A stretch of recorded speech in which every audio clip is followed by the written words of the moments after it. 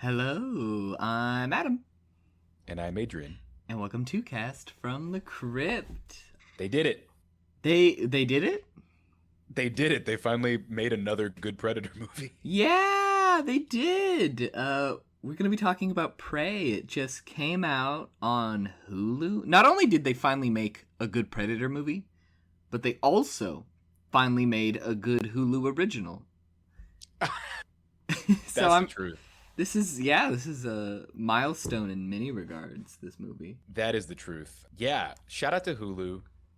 I gotta say this off just at the very beginning. How much would you have loved seeing this in a movie theater instead? Yeah, I think it would have been good for a movie. I feel like it... Well, actually, a fun fact for you is this is the most successful release Hulu has ever put out, TV show or movie. Oh, that totally makes sense. Which, yeah, it makes sense.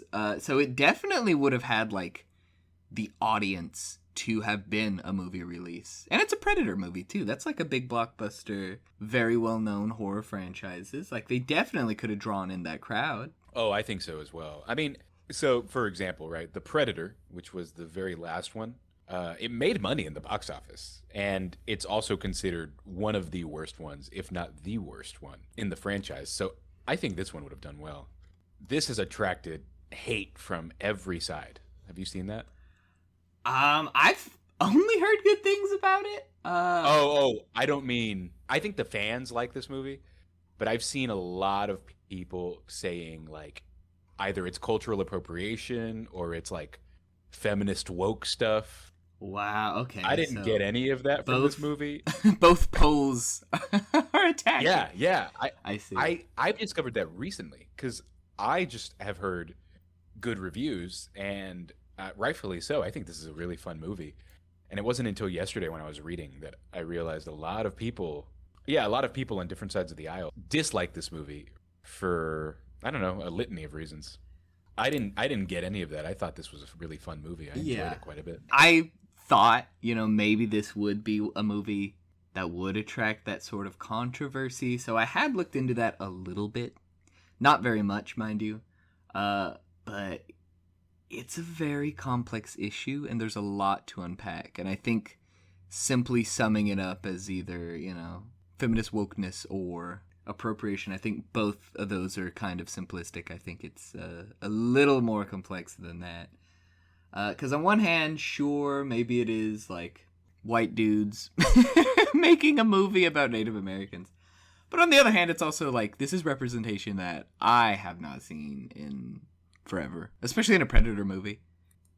Yeah, and they dubbed the movie in Comanche, which I thought was cool. So there's two options to watch on Hulu. It is not the full movie in Comanche. That's what I had initially thought when I first watched the movie and saw that there was another option available. But nonetheless, there's a dub, which I think is neat. Oh, I did not know about that. That's very interesting. Yeah, it's like the first of its kind. Apparently, it like broke a record, or this is a set first. A precedent. Yeah, this is a first for many, many things in this movie, I guess.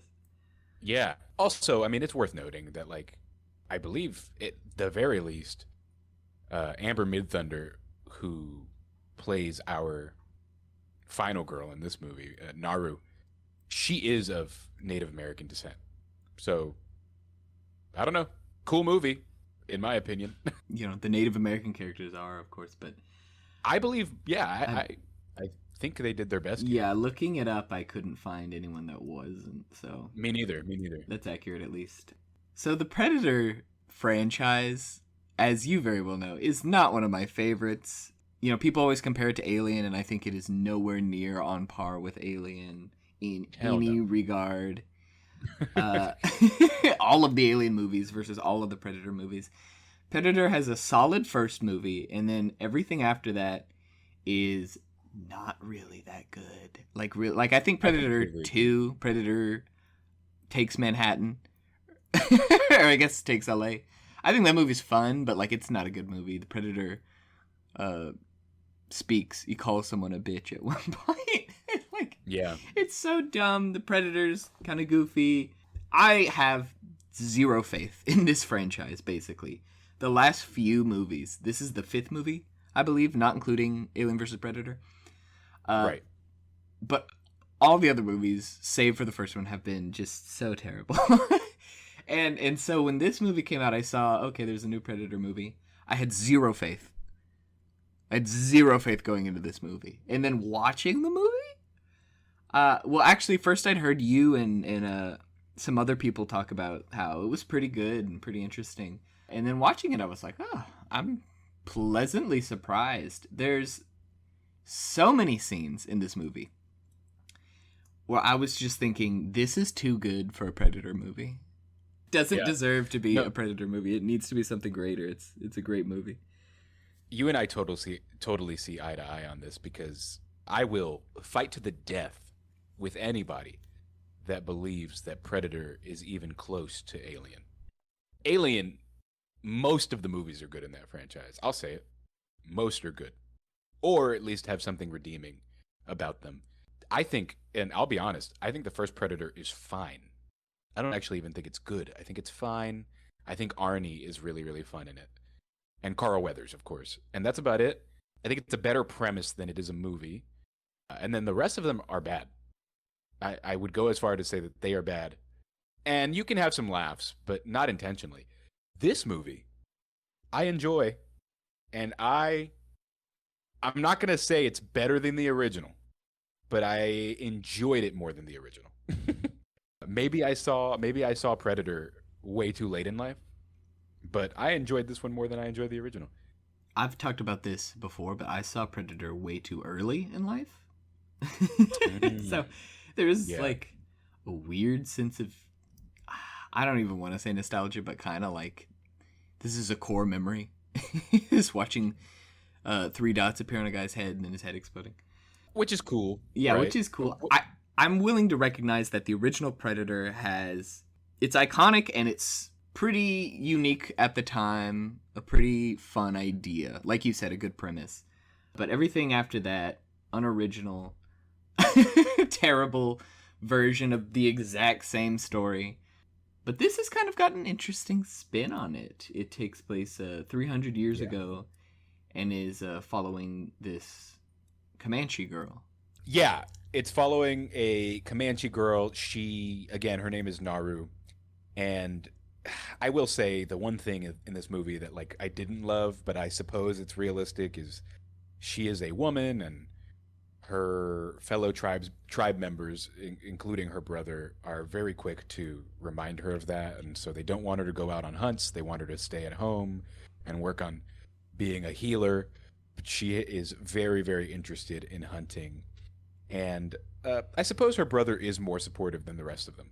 But nonetheless, it's kind of her coming of age story. Her figuring out that she can, in fact, do the things they don't think she can. And what bigger middle finger to the sexists than killing a predator? I mean, I guess it's a pretty like classic story of like girl is told she can't do something by society, so she does it to prove she can.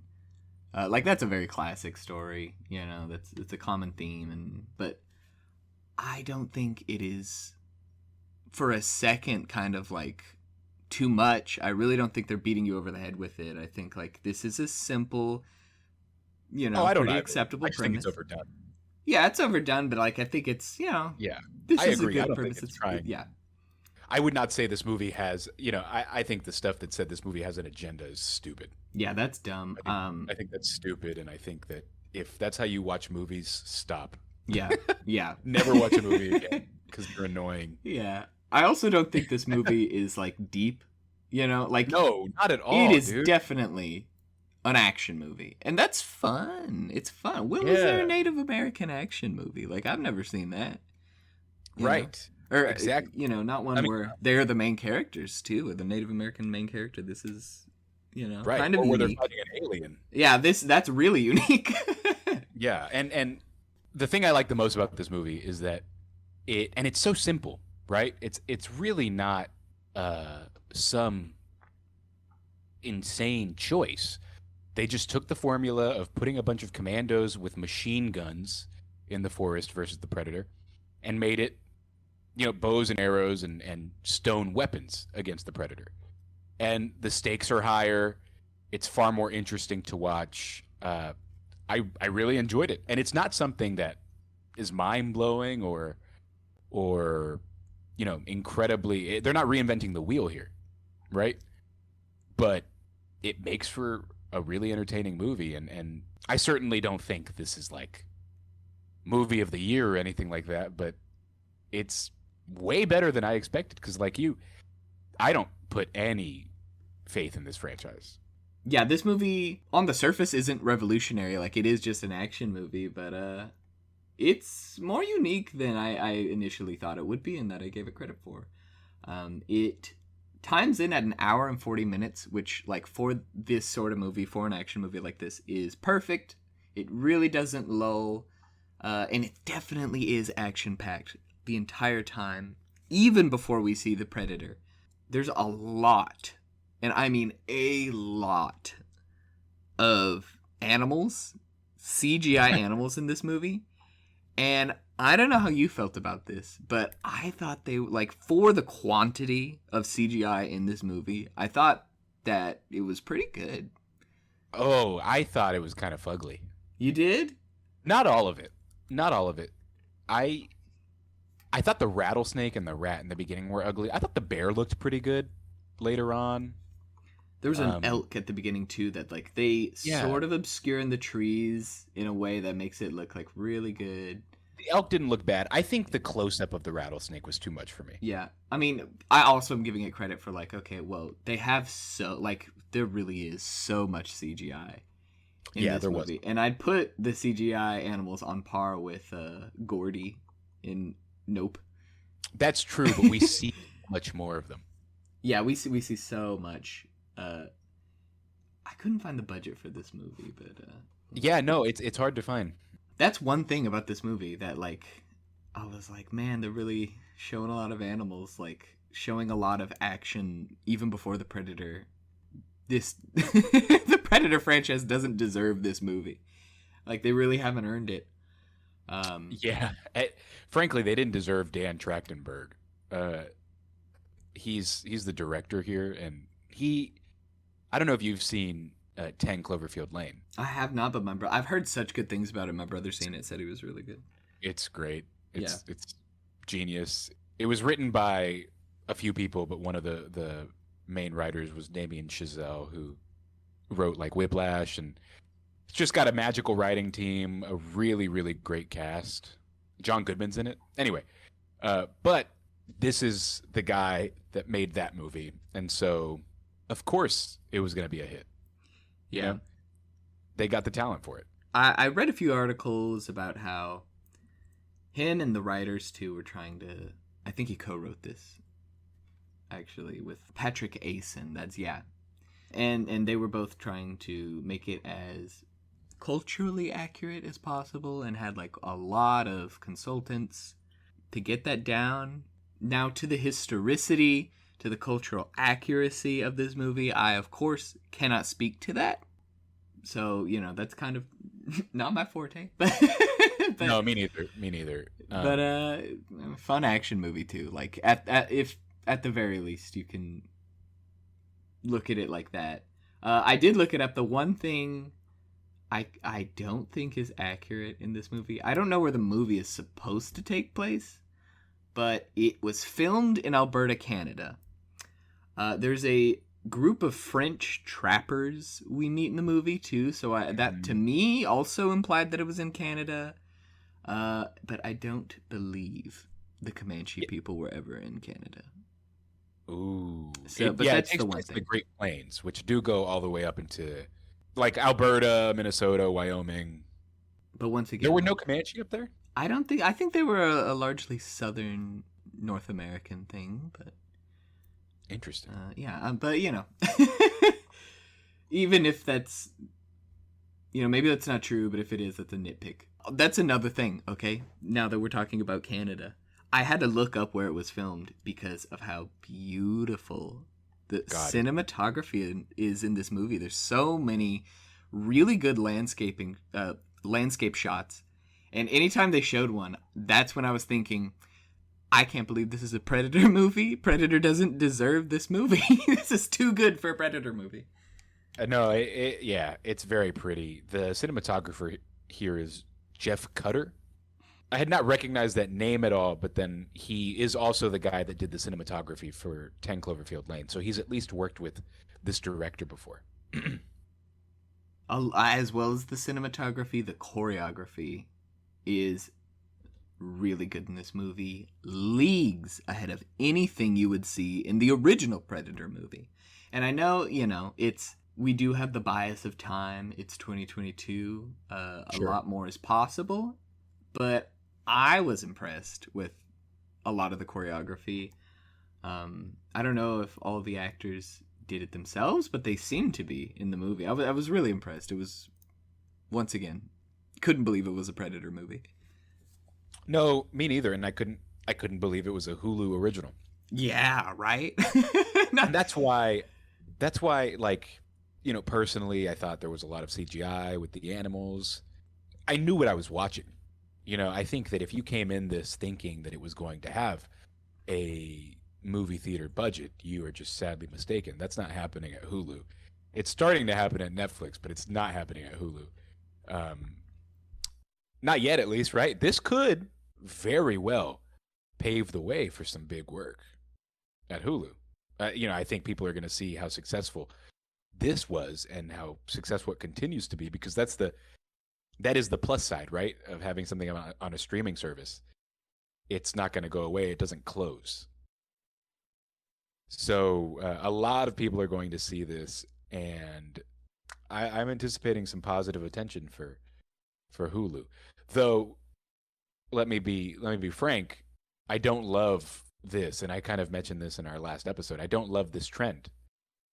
I think it's crazy that in 2022, a mainline Predator film, a massive franchise that has grossed hundreds of millions of dollars, this movie didn't open in the theater. That, for me, is an uncomfortable reality. AVP was trash, and AVP Requiem was trash, but it made money. you know?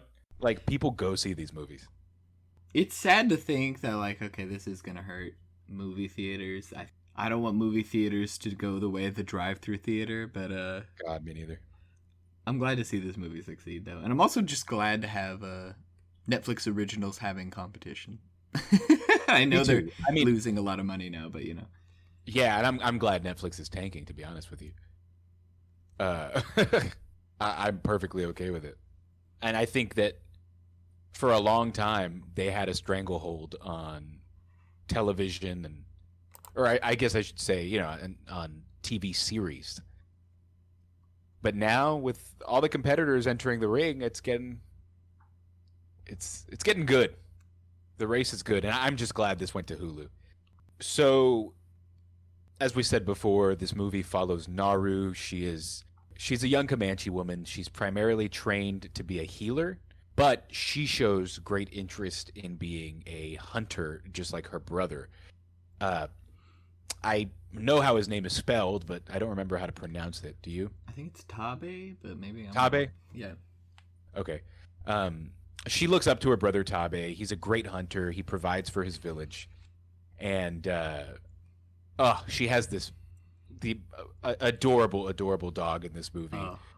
that she tracks with, and she also trains in the woods. So we see, I think, 2 or 3 training montages of her practicing moves, which is clever because she does use those moves later on against the predator. But as she's out tracking an elk with her dog, she sees what she calls a thunderbird in the sky, but we, the audience, know that is the spaceship where the predator is.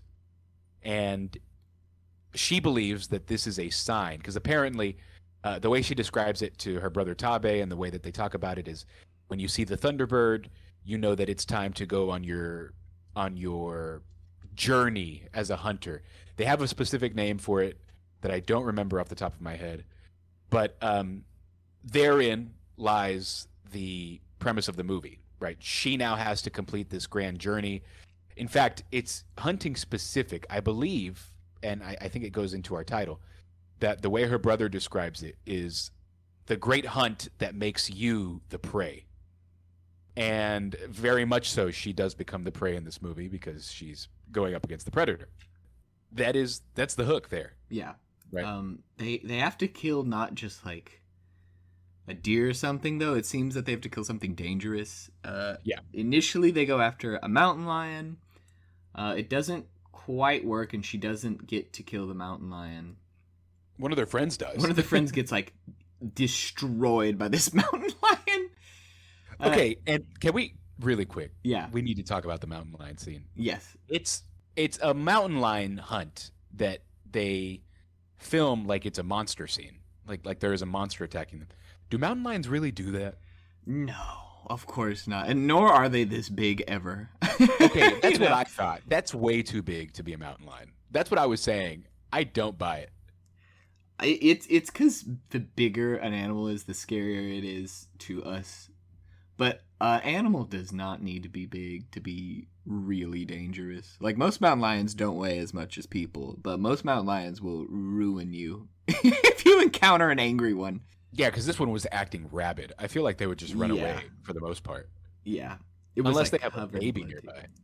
So she gets knocked. She falls out of the... She's trying to hunt it from a tree. It eats her friend, climbs up that tree, and they're both, like, in the tree fighting each other, and then there's a huge like explosion or some noise off in the distance, and it's like futuristic and spacey, so we know this is the predator doing some business. And she takes a second to like look over at it, and I said this out loud when I was watching this movie. I said, if the devil himself came out of the ground off in the distance and screamed while I was fighting a mountain lion, I still would not look away from the mountain lion inches away from my face. You know? Me neither. But not a chance. Yeah, she looks away, and then I guess she falls out of the tree, and then she just wakes up and she's fine. Her brother took her back to her tribe, and then her brother shows up with the leg of the mountain lion. He killed it. And everybody celebrates, and she's sad because she didn't get to do it. She's not proven herself as a valid hunter. But boy, oh boy, be careful what you wish for. Yeah. She finds a greater... So she's kind of moody and angsty about that. So she has to go back out. She doesn't tell anyone. She just runs out into the forest with the intent of like, I'm gonna prove to them that I am a good hunter.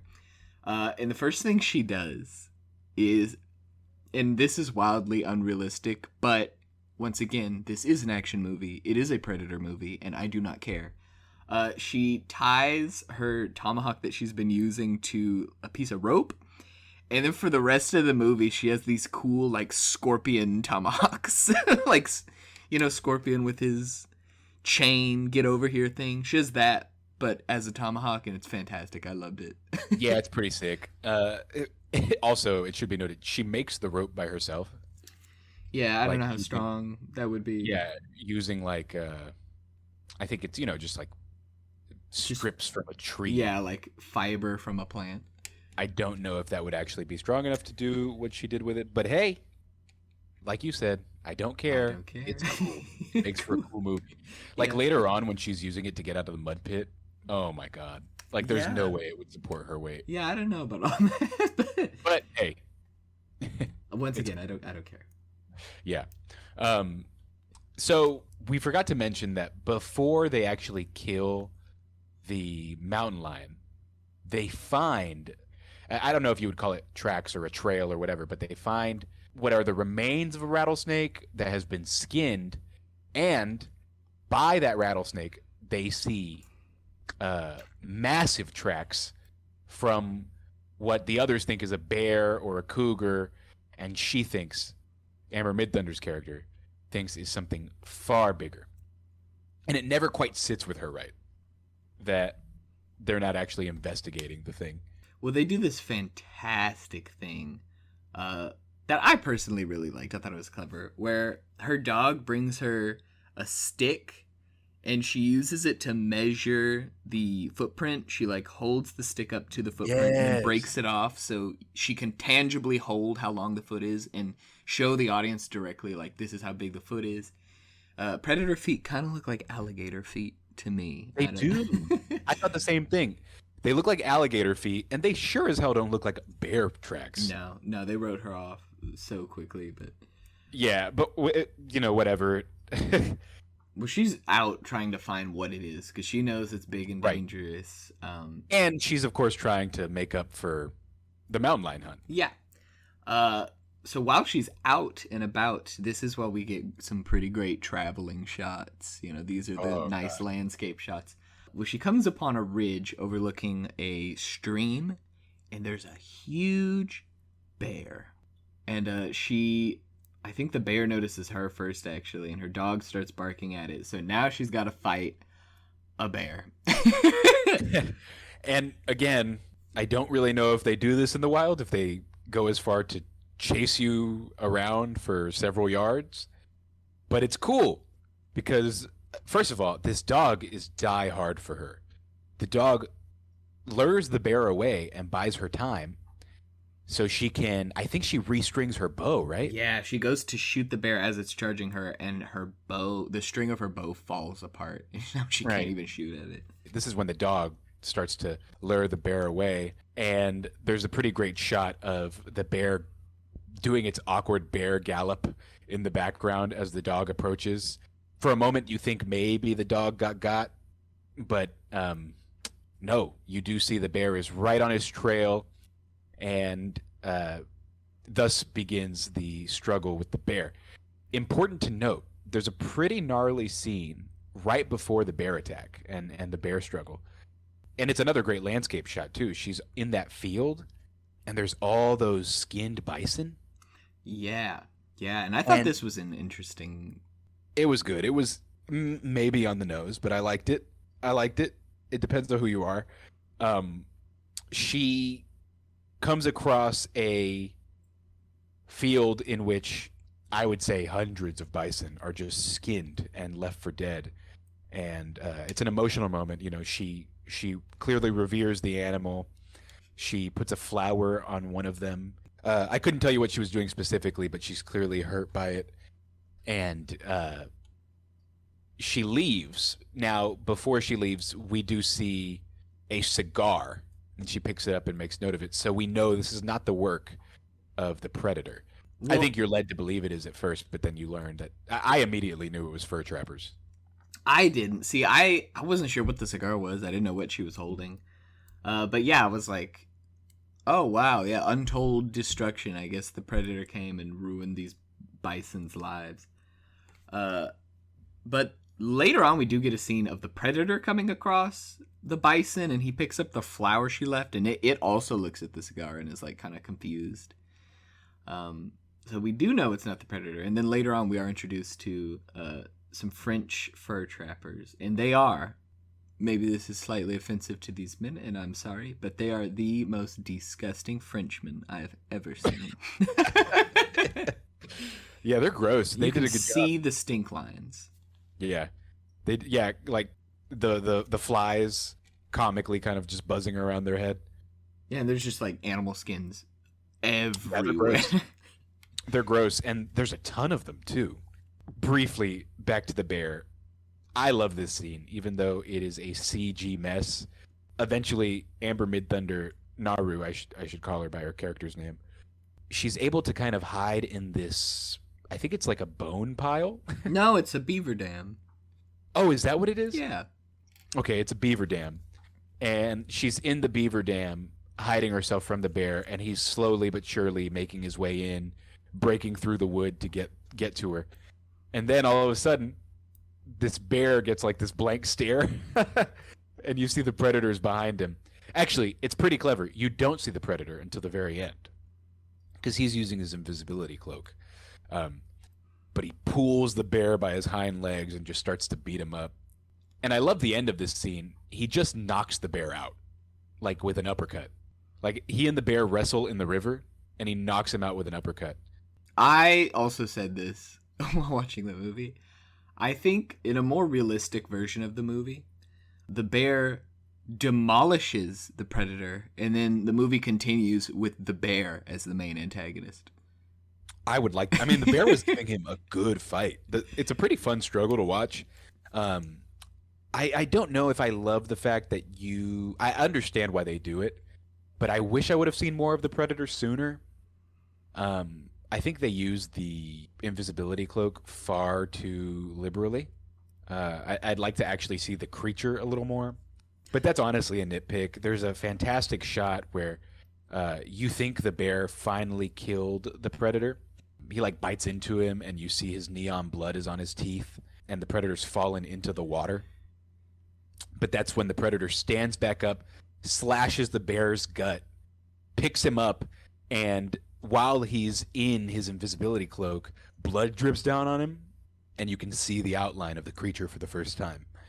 And I really enjoyed that. I thought that was pretty gnarly and creative. And maybe something like that's been done in another mainline Predator movie, but I can't recall if so. This movie's so much better than the others that it doesn't matter. It might as well be the first time they've done all of this. It might as well be the first time I've seen a Predator on screen. Yeah, I mean, to the point about the invisibility, in the original, they use the invisibility until the end of the movie. You never see the predator. But also, on the other hand, part of the reason they do that is so they can reveal the predator. Like, oh, this is what this horrible creature actually looks like. Isn't it scary? In this movie, we know who the predator is. We've seen the predator. When they finally reveal what he looks like, it's not as impressive because we know who the predator is by this point in time. But yeah, I think I agree with you. I'd like to have seen him more. But we do get to see him at least in action a fair good few times. There is a scene, now I'm not sure if it's before or after this, I think it was just before this, where the predator fights a wolf. And it was really cool. He kills the wolf, and then he does the classic predator thing where he like pulls the spine out and the skull, and then you like keeps that as a trophy. And then we see the predator go back to a cave and like remove the skin from the wolf's head, and then now he's got that skull as a trophy, puts it on his belt, and that's like the classic thing that the predator does, collect skulls. So it does feel like the predator itself in this movie is very accurate to the depictions in all the other movies. No, I agree. I mean, he's clearly going after the apex predator on this planet. And that's why he goes on to just mercilessly kill the French fur trappers in what's one of my favorite scenes, and it's shortly after this one. So because the predator has killed the bear, Naru is able to use this time to escape. And as she does this, she runs into a group of young Comanche men that were sent to find her. Her brother is not there. He's somewhere else. I don't recall what he was doing. I think they gave a reason for her elsewhere. That's right. They gave a reason why he wasn't there. I guess he was looking for her elsewhere. The real reason is that they slaughter these guys and that they're just fodder. The predator ends up ambushing them and ultimately kills each and every one of them. This is after, though, there is a what I thought was actually a pretty good scene of the young men taunting her for wanting to be a hunter and a actual physical fight between them. Yeah, and once again, fantastic choreography in this scene. Yeah, really visceral. Really yeah, good. Every punch feels like man, these are two people fighting and they're going at it. Yeah.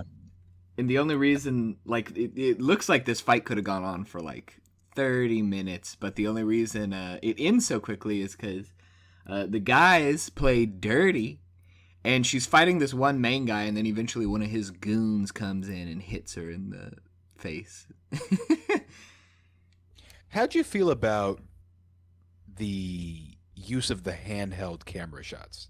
Like in this fight, there were several instances where like the camera would rock when somebody got hit, or when there was a struggle on the ground, the camera would kind of be like, it's shaky cam, right? For lack of a better term. I'm usually not a fan of any camera work like that, but in this movie, I don't think it was too jarring. Maybe it would have been better if they didn't, but you know, that's not what we have here. and it didn't really take me out of it too much. What about you? I actually tend to hate that sort of thing, but it's funny. I watched the movie and read a review on Letterboxd that said that there was too much handheld, and then I thought about it and watched some scenes on YouTube, and I was like, oh, there is handheld, but I didn't care. Yeah, you don't really notice it that much. And it's crazy because I noticed that often, but there was something about this movie that made me turn off my brain. Yeah. Oh, the best word to describe just the cinematography in this movie is seamless. It's very fluid. It's consistent. I was never kind of taken out of it because of the way something was shot. I don't know. I guess continuing with the story, she gets captured by, I think at this point, maybe this is a bit later, but no, it's right after she runs after the predator kills the hunters that came to find her. Yes. From her tribe. So she runs and is captured by these French trappers, and so this movie, you said there is a Comanche dub, and I wish I would have known that because that's what I would have watched. But the movie is filmed in English. Sometimes they'll use a few Comanche words or something, you know. I understand practically why it would be filmed in English.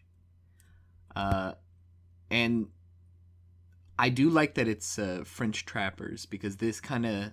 It's a film in English intended for an English audience, of course.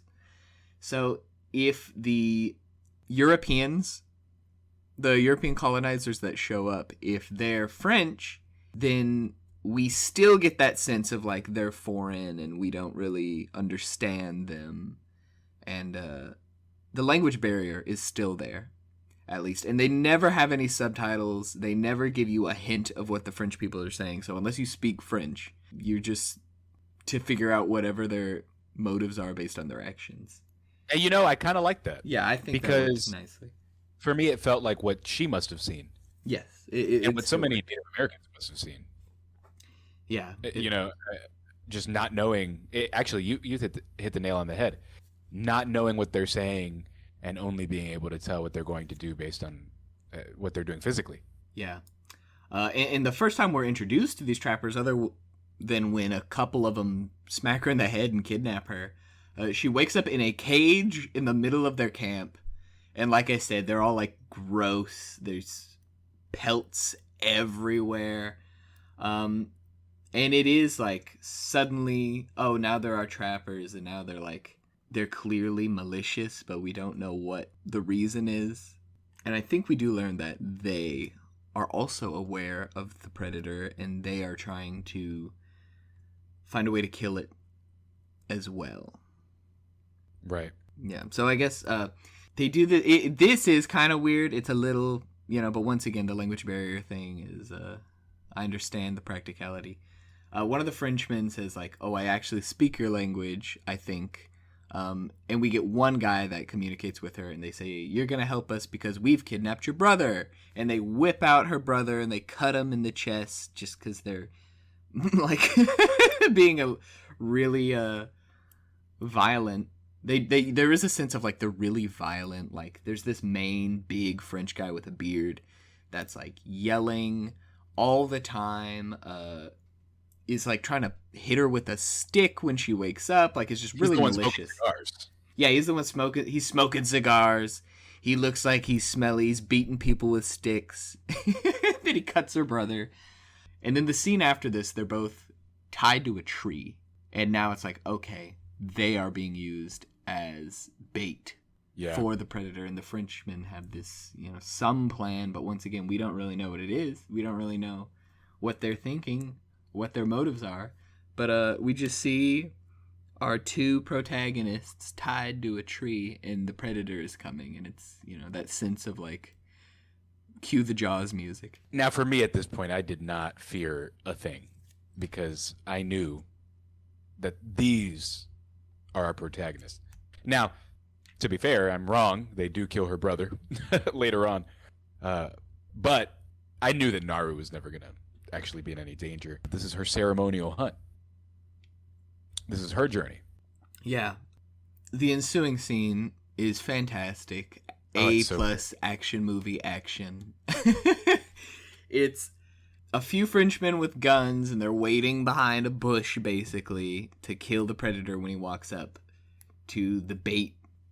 But we know, and then Nehru also knows, because she has been in this situation before when the Frenchman captured her initially, that the predator does not kill people who cannot defend themselves because there is no sport in that. So he walks right past them and just decimates all of the Frenchmen. At first, I thought there was just a couple of them behind a tree. He kills a few on horses, and they turn around, and the predator's behind him. And I thought that was it. And then he gets closer to the trap, and there's actually a bunch of them in the ground. They all dug holes so they could hide in the ground. And you think, oh, they got the jump on the predator. They're catching him by surprise. But it does not matter. He destroys them. He's cutting people in half, cutting heads off, shooting people. It's fantastic. It's like all that gory predator massacre wrapped up into one good scene. Yeah, and if I'm being nitpicky, I loved this scene. The one thing that bothered me was the look of like the explosive devices. Yeah? You know what I'm talking about? Like his wrist thing? No. Oh, do they come out of his wrist? I thought they were in the ground. Oh, they were like bouncing betties. Yeah, there's some mines that the predator plants, and actually it's a pretty funny scene because the three Frenchmen don't know to run from the thing because they've never seen anything like it, and it rises into the air and like splits into three different things, and we of course all know they're going to explode. And at this point, Naru and her brother Tabe have already escaped, and they're watching from a hill, and all they see is just the explosives go off, and that's the last shot from this struggle. Yeah. Is those three Frenchmen. But I love just very comedically them staring at what's going to ultimately blow them up into little bits and pieces. Yeah. Another like great, in the midst of this carnage, comedic beat. A tasteful comedic beat, I believe. They all point their rifles and just shoot at him.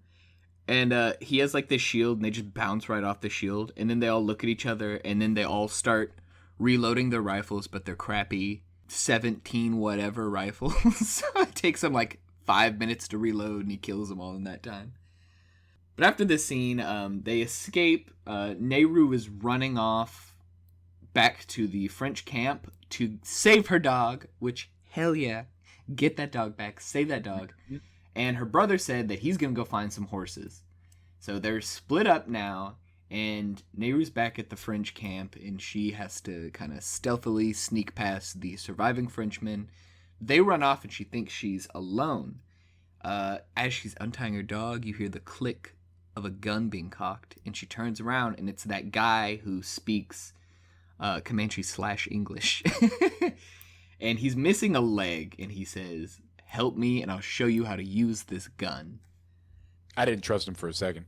I didn't, but they do kind of portray him as like the nice French guy. Like he's not quite as cruel as the others. He clearly has taken the time to learn the language so he can communicate with the natives. So he's, you don't hate this guy. Do you like his stub? They show off his gnarly stub. Yeah, he acts way too calm, I think, for his stub. She's like rubbing herbs on like literally a stub. There's a bone sticking out. It's like he's marinating a filet mignon. Yeah, and he's like, "I'm good though." Yeah, and you're right. He just kind of like grimaces. He doesn't really. He's still like explaining to her how to use the gun, and it's like, I feel like you would have passed out, my guy. Also, wouldn't losing a foot call me ignorant, but I could be totally wrong, but I feel like losing a foot like that in the wild in the 18th century, you're dead. Well, I was talking about this with my brother. He points a gun at her and he says, "Heal me," basically. And he said, well, why would she be able to heal him? Like, all she has is herbs. And I said, well, she had herbs and, the knowledge of what heals in that area. But what did the Frenchmen have? What did Europeans have? They had nothing. if you got sick in that time period, they would just die. They have rats on chips. Yeah, this is medicine compared to the European. They have no medicine. You just die. Right, you drink. That's what they did. You either drink or they like make it worse by like rubbing poop in your open wound or something.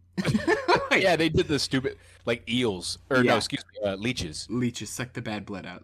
Like make it worse. Europe was hell. It really. Yeah.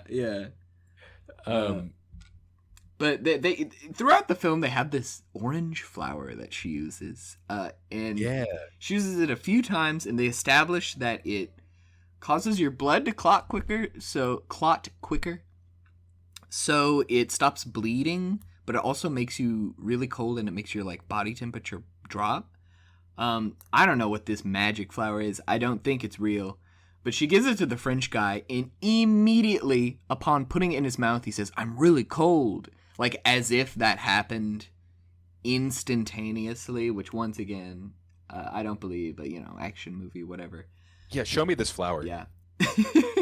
But the Predator shows up right here and now, and she's hiding off behind, like, a crate or something, and he just lays down and plays dead. Then we see through the Predator vision that the Predator can't see him because his body temperature dropped because of this flower. So, in the same way that, like, Arnie back in the day in the original Predator finds out that the Predator can only see heat, and that if he rubbed mud on himself, he'd be able to be invisible to the Predator. This is kind of that, this movie's that, where, okay, if they eat this flower, their body temperature will drop and the Predator can't see them. I don't know how realistic that is, because, like, surely your body temperature can't drop that much before you die. Right, but, and I was thinking, that's one thing, right? It's super unrealistic. Mind you, we're saying this while talking about a Predator movie.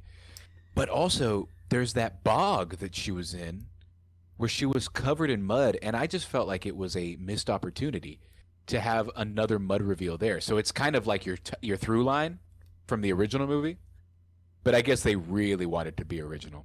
Yeah, I thought the same thing. Like, early on, there's this scene where she sinks in quick mud and she has to use her tomahawk to pull herself out.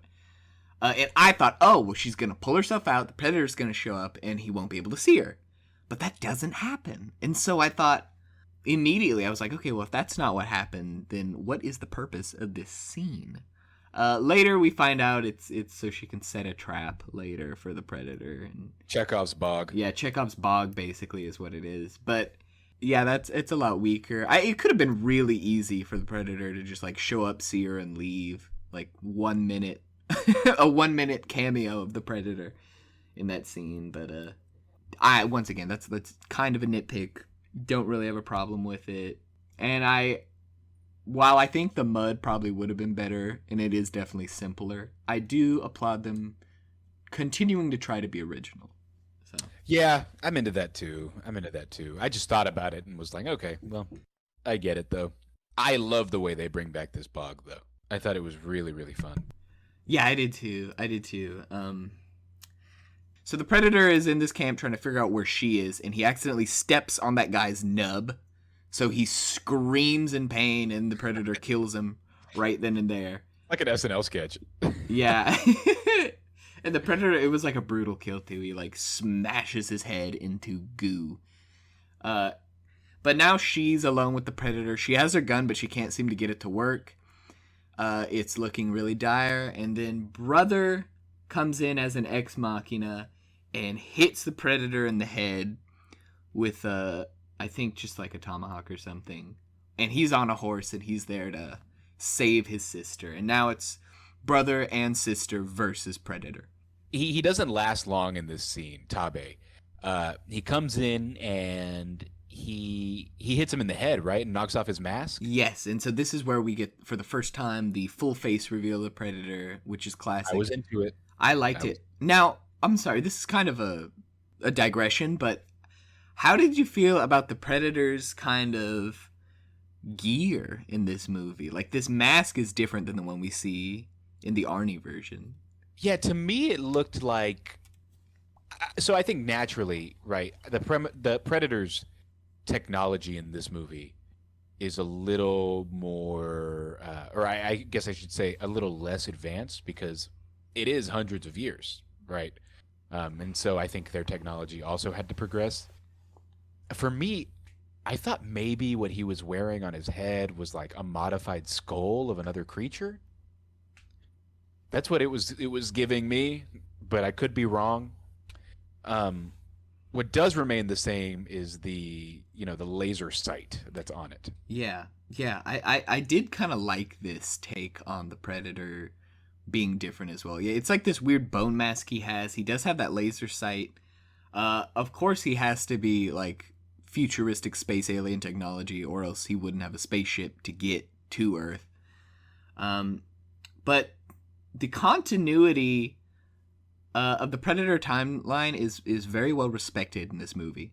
In Predator 2, I don't know if you remember, but one of the trophies they have is like a flintlock pistol, implying that the Predators have been to Earth repeatedly ever since at least this far back. And the Hulu description of this movie, it says it takes place 300 years ago. So that already is lore accurate. But we do see, like, the Predator's technology is, like you said, a little less advanced. In the original movie, those 3 dots laser sight, they just shoot, like, this super bullet that just, like, blasts through anything. But in this movie, they shoot, like, bolts, like crossbow bolts. Yeah. So that's a little bit less advanced, too, but they're, like, heat-seeking, too. They shoot to wherever the laser is. He doesn't have any like body armor, and he just has that mask. So I do like kind of the variant of like, okay, this is 300 years ago Predator, as opposed to modern day, or at least, like 80s modern day Arnie Predator. Yeah, I agree. I also, yeah, to comment on the Predator 2 Easter egg, at the end of Predator 2, Danny Glover gets which shout out to him. He gets handed a flintlock pistol, and it's got a signature on it. And in this movie, we learn that belongs to the one of the French fur trappers. And I like the mirroring of the last shot in this movie is her giving not only the Predator head to her tribe, just like her brother did with the mountain lion's leg, but she also tosses over the flintlock pistol to the tribe's chief in the same fashion that Danny Glover was tossed it in Predator 2. I thought that was fun. It also implies that Predators came back and probably killed all those Comanche and Killed took back. someone, yeah. Yeah, because how else would they have gotten a hold of it in Predator 2? Well, was it the same pistol, or was it just also a flintlock pistol? No, it's the same exact pistol. Oh, there you go. Regardless, it was like a fun homage to what I think is a Predator movie most people have not seen. Yeah, that's true.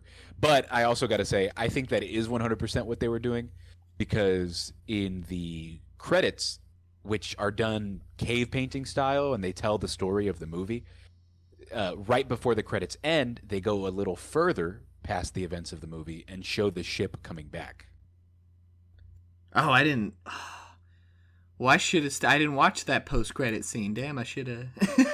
Should have known. And then all the Avengers get together and eat shawarma. Yeah, you're right. But yeah, they do show the ship coming back. So I don't know if they're going to do a sequel. For me, I would not. I would just let people's imagination run wild. Yeah, I completely agree. And a sequel is not going to be as good. It at least won't be this original. So. Yeah, not at all. Yeah, but sorry, huge digression. Back to the fight scene at the French trappers camp. It ends with, sadly, Tabe dying. He does do like significant damage to the Predator. He stabs him in the foot. He might even, does he cut his arm off? That's later. Yeah, on. He does. Oh, no. I think he does cut his arm off. Yeah, so he stabs him in the foot, cuts his arm off. Predator just wounded severely here. But he dies so his sister can escape. So Nehru that night is going like full like, okay, this is the moment. I'm gonna be the predator, the Yaoja, which is the name of the alien that the predator is. That is the prey. And she finds that same rat bastard French guy that was hitting her with the stick, and he is also missing a leg. She leaves, and I thought this was pretty clever. She leaves like a rifle within his like arm's reach, so he's able to crawl over to it and like load it. And he's like yelling what I assume are insults at her in French, and she's kind of monologuing at him, and it's pretty good. And then he finally loads the rifle and points at her, shoots, click, nothing happens. And that's right in the moment she eats that flower. So her body temperature drops. The predator shows up. The predator sees this. Yeah, and he can't see her, so he walks right past her. He sees this man with a gun. So, in a way, this was not only a trap for the predator, but a trap for this guy. Predator just, I think, once again, like, stomps his head into nothing. Now she is behind the predator. The predator can't see her, and she just point blank blasts him in the head with that flintlock. And it knocks the mask off, but he doesn't die. I think the mask maybe was, like, protecting his head.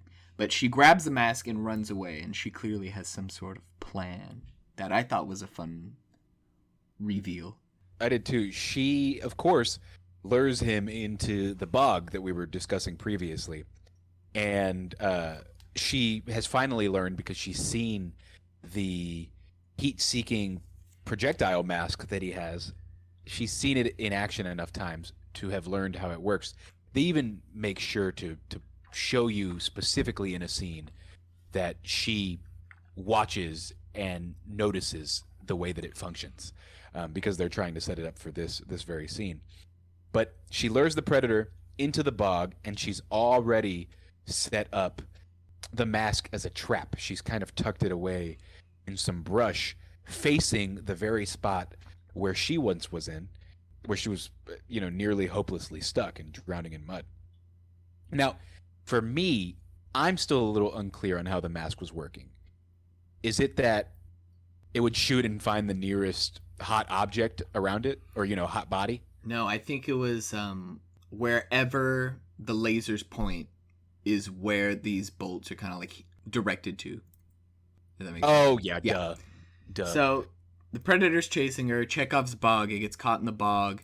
Tries to shoot her, but the mask is pointing at him. So the bolt flies around and shoots him in the chest. And now he is slain. She's defeated the predator. She can cut its head off and bring it back to her tribe. Happy ending. And she wears his neon blood. And she wears that neon blood, which is really cool. Yeah, I love it. I love every time they use it. I thought it was really cool. Yeah, like in all other Predator movies, I thought the blood was so dumb. Like he has neon put blood. But in this movie, it's used really, really fun, really nice, really cool. In all of the promotional materials, they show you her wearing his blood. Yeah, it's a slightly different color. It's like green. Yeah, I like to imagine they did that so it would look like the Hulu green, which it does. Oh, maybe. I think maybe. Maybe. It's a marketing scheme. So it's funny because she's going to win because she's, of course, wearing his blood in all of the promotional material. But it didn't make this movie any less enjoyable or edge of my seat. No. Yeah, and it's also like, okay, did you think... No. Like in theaters, when people saw the original Predator, did they think Arnold Schwarzenegger was gonna lose at the end? Yeah, no, they know he was gonna kill the Predator. This, she's our action hero throughout the movie. She's gonna win at the end, but it's still fun to see her get there. Yeah, and I should note, right, it's a happy ending, but like I said, the post credits shows, and it's actually not one ship; it's 3 ships coming back. I hope they don't make a sequel, as I said before. What I do hope they do is just do this again in a different time period. Yeah, I do the weird time jumps. Yeah, I think throw them in medieval Europe. Throw them in, I don't know, Mafia New York. Mafia run New York. Throw Throw them anywhere, and we'll have a good time. Yeah. What you don't need to do is try to expand the lore into a big jumbled mess like they did with the last movie. Yeah. I don't think anybody wants that. And I don't think we need to know that much about predators. We know the basics of their society. We know what's important about the predator. I like them being alien. I like them being unknown. I like them just being evil hunter monsters, you know? I don't need to know about their political system. Yeah, Or, you know, I whatever. agree. Keep it simple. Keep the aliens alien. Keep the mystery. That's the problem with a lot of these Yeah. franchises is they try to do too much. Even Alien to a certain extent. I definitely think that's what. Yeah. I think for as much as I actually really enjoy Alien Covenant and Prometheus, but Prometheus has its own thing. They're doing too much. The mystery makes it fun. I think it's the same with Predator. We don't need to go too far into it. No need to over-explain a good thing. Yeah. I think this is the biggest breath of fresh air for what I think was a dead, bloated, rotten horse corpse of a franchise. I did not think any originality or innovation was left in the Predator movies, yet here we are. I was so pleasantly surprised, and I definitely recommend this movie. Fun action, fun sci-fi, and pretty unique. Yeah, me too. And easy to watch because it's on Hulu. So if you or a friend you have has Hulu, you're good. Yeah. Go watch it. And it's so short. It's like an hour 30 minutes. Hour They 40. hit the nail on the head with this one. Yeah, perfect. Well paced. Very enjoyable. Well, thank you so much for joining me, Adrian. Thank you, buddy. Thank everybody for listening. Goodbye.